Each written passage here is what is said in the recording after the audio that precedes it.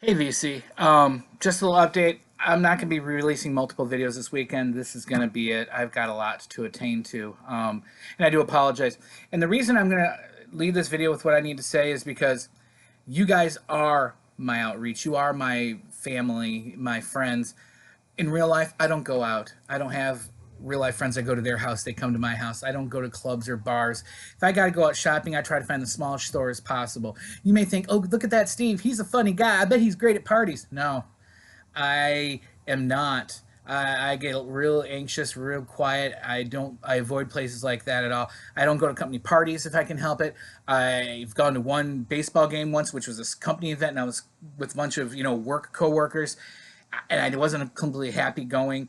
So I'm sharing this not for your sympathy, not for your good lucks, not for any of that. It's just because I want to talk with somebody about it. I want to vent about it, and I know I have Bree, but that's all I have, and she's 14, and there's a limit to her comprehension and her emotional maturity in the situation. I came home from work yesterday and opened the door, came in, and Bree comes barreling in and gives me a hug and says, "Hey, where's mommy at?" I'm like, "What do you mean, where's mommy at?" She goes, "Didn't you come home from work and go get groceries or do shopping or something? She hasn't been here since I got home from work." I'm like, "She can barely walk to the bathroom. She's still healing. Why would I take her out shopping?" And I got in a panic. I started looking through every room in the house. I could not find her anywhere. I went down to the basement. I went outside. I could not find her anywhere. I didn't see any note laying anywhere. So as a last-ditch effort, I called the emergency room. And sure enough, she was admitted at 11 o'clock that morning, a couple hours after I left for work. I guess she had been feeling bad last night, but I just thought she needed to sleep, and I let her sleep, and I left for work. Last I saw, she was sleeping. But she got up, and she had a really high fever, like 105. She was delirious, and then she started throwing up violently. Luckily, she made it into the toilet or in the bathtub, but I didn't really check that good. I just opened the bathroom and saw that she wasn't there and closed the door, so I didn't really notice. Once I got in the bathroom, I realized it was a mess in there. And so I called. I was able to talk to her for a second, but she was really out of it. And I'm still waiting to hear what's going on. My assumption is that there's something went wrong, maybe an infection going on inside. It was a real major surgery. And so she's back in the hospital. They're looking minimum Monday, Tuesday before they really feel confident of which direction she's going in. So again, I'm not looking for sympathy. I just want to let you guys know that fate has intervened again. Now, I'm going to show you the reason I'm doing this video about that is the last time that this happened, and I was just in a mess, and my brain was just not being able to figure out what the fuck's going on with my life. You guys, miraculously, that day, VCLT showed up and warmed my heart. No VCLT today, folks, but something I think that's just as good, that's helping me get through this, because for some reason, when it comes to vinyl, the cosmos knows what's going on. It's looking out for me. It's always looked out for me. So you're like, Steve's crazy. No, man. There's energy in those vinyl records, and I told this before. That analog signal comes into the microphone. That's real energy coming out of that instrument from that person, real aura going into that microphone, and that goes onto that master tape as an analog signal. The analog signal goes into the record, into those grooves, and when you play it, it comes back out. It's still there. That energy is there. It doesn't get absorbed or dissipated. It just waits to be played. And going into the cosmos, that vinyl energy feeds the cosmos, and then by doing that, it returns it to you. It's almost like a religion. I play these vinyl records and appease the vinyl gods, and the vinyl gods come and return the favor in times of need. And this has happened more than once. It's not a coincidence, people. The Church of Vinyl is something that should really be looked at. Could it just be that I'm not a religious guy, and all you guys out there, and you know who you are, who are devout Christians, you're like, really, Steve, that's God, the true one God, looking out for you, and just because you don't love him and believe in him doesn't mean he doesn't love you. You know what, guys? You could be 100% right. I'm just got a wall up and being an ignorant fool, not noticing that. But this is what happened. I went to my Goodwill, as I normally do, and the Goodwill and the Salvation Army in my town are always picked clean because we have the guy. I know what he looks like. I know what vehicle he drives. I even know his license plate. Don't ask. I know because I'm keeping out for this SOB. I go run by a store and he's in there. I don't even come in because he's a jerk. He will push you out of the way if you're looking through things, and he will barge in there. He will grab the vinyl, out the door. And I know for a fact that he resells them on Discogs and eBay. And so he does this daily. He makes the rounds. I never get good records. And that's why I started Value Vinyl. Because I'm like, you know what? In my area, I'm either going to pay a lot of money or I'm going to get records for $2 and under. And you know what? There ain't no reason I can't find good things to enjoy because I love all kinds of music. And that's why I started. $2 and under. You can pick clean, take those darn good titles. I'm going to love the stuff that's left over and I'm going to find a way to enjoy it. And that's how this whole thing started. Well, vinyl gods were looking out for me today. First up, would you believe Chicago's Greatest Hits, Chicago 9. That's right. Great shape. I've already played this one. Sure, it's got Parker's name on it. Thanks, Parker, for donating this. This is awesome. For $1 or $2, this is a great record. Yes, it's got that custom label on there. Come on. I've never found albums this good. You want to talk about albums that good? Hey, guys, quick trivia time. For all you guys that have watched my older videos, you get to shout out an answer. You know, on Blue's Clues where you go, here's a clue, Blue. I'm going to ask a question, and I want you to shout it out loud, okay?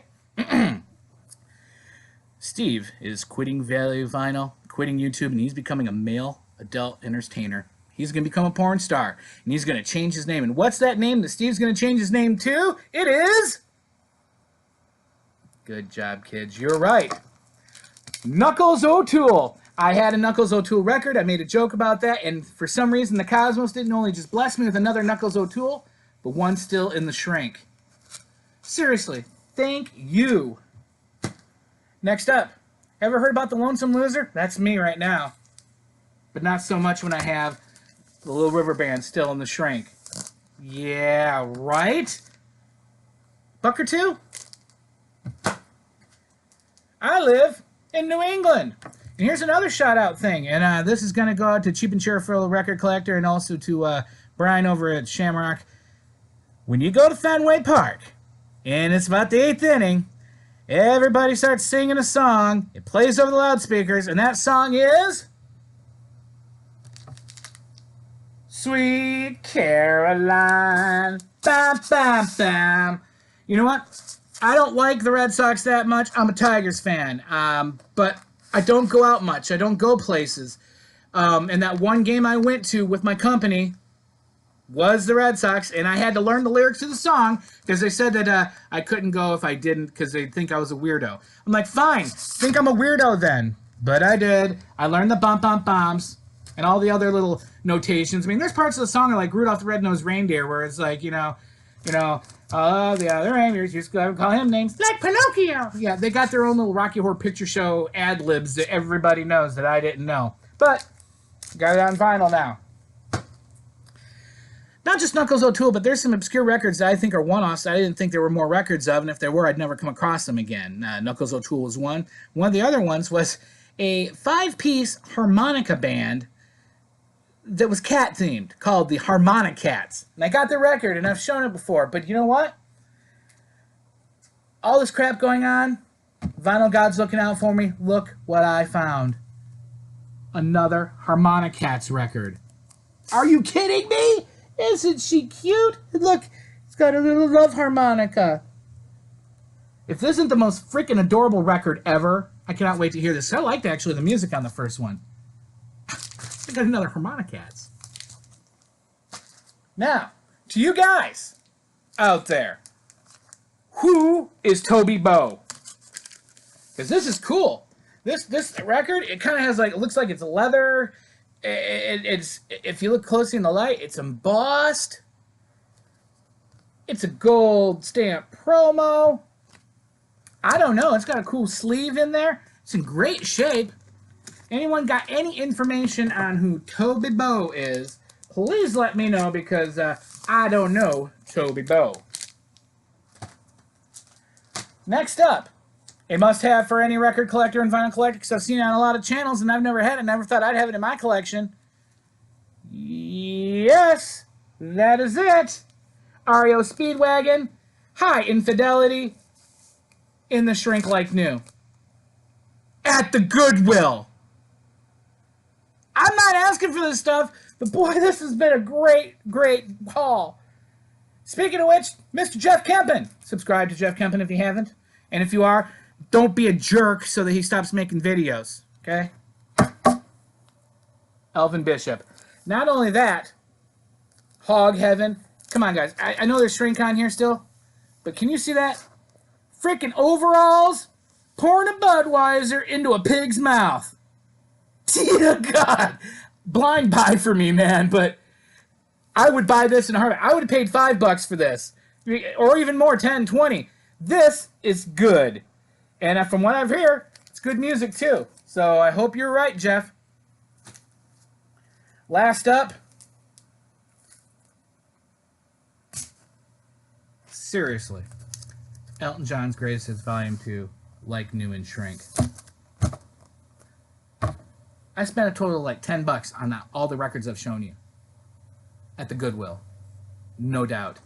And yes, I will be totally inappropriate, but I don't care. I think it's hilarious when a guy who's openly homosexual and is gay, which I could give a crap about, goes ahead and puts himself on an album cover with himself bending over and sticking his butt out. Kudos to you, Elton. Kudos. So, that is it. Like I said, guys, I don't have family here. I don't have friends that I go to their house, they go to my house. I am a shut-in. Besides going to Goodwill and forcing myself to go get groceries, I don't go anywhere or do anything. And that's why my wife loved it when I started making YouTube videos, because she saw I was actually having friends and communicating with people and being personal. Because I don't do that directly face-to-face. I'm very nervous and quiet. I'm not really a talkity-talker unless I get to know you real well, or I'm getting paid to because I'm at work. Other than that, I am a really introverted introvert. So thank you for watching my videos. Thank you for taking time with me. Thank you for letting me into your lives. And thank you for coming into mine. And so I want to again apologize that I just wanted to make sure I shared what was going on in my life with you, just so that we could communicate down there in the comments. Me communicating to you, you communicating to me. This is my event. This is my outreach into the world. I don't have a cell phone. I don't text people. You know, this is my whole existence right now. So thank you for being a part of it. Farley out.